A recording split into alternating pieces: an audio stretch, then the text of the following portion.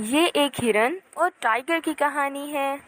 بہت پرانی بات ہے کہ پہاڑ کی دوسری طرف ایک گھنا جنگل ہوا کرتا تھا۔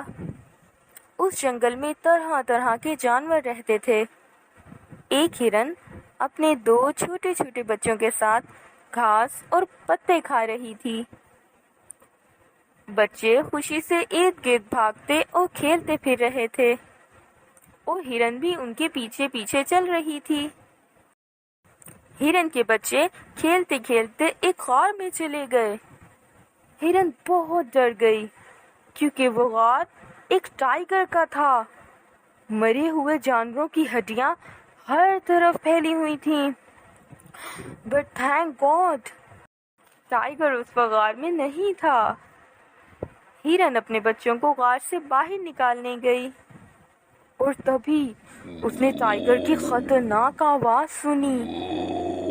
اس نے باہر جھانک کر دیکھا تو ٹائیگر وہیں آ رہا تھا۔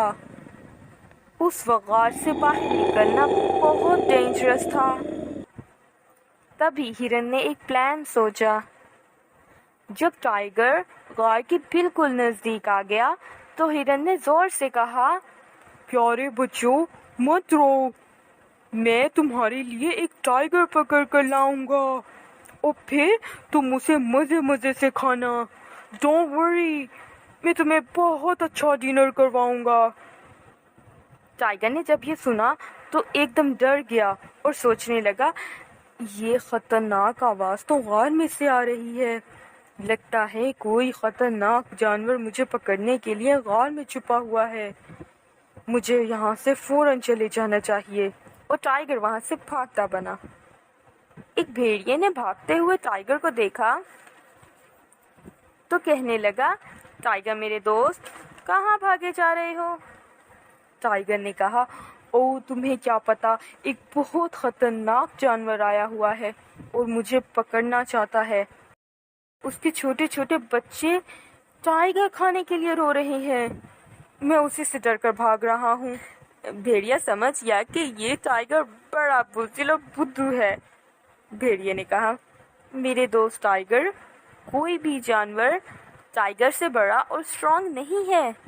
ہم ایسا کرتے ہیں کہ ایک ساتھ جا کر دیکھتے ہیں کہ کیا پرابلم ہے۔ ٹائیگر نے کہا، ارے نہیں، میں ایسا کوئی رسک نہیں لینا چاہتا۔ ایسا نہ ہو کہ تم تو بھاگ جاؤ اور مجھے مرنے کے لیے اکیلا چھوڑ دو۔ بھیڑیے نے کہا، تم مجھ پر ٹرسٹ کر سکتے ہو دوست، میں ایسا بالکل نہیں کروں گا۔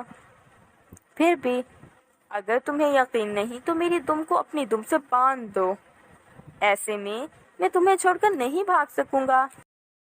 ٹائیگر کو نہ چاہتے ہوئے بھی ماننا پڑا۔ اب وہ غار کی طرف جا رہے تھے۔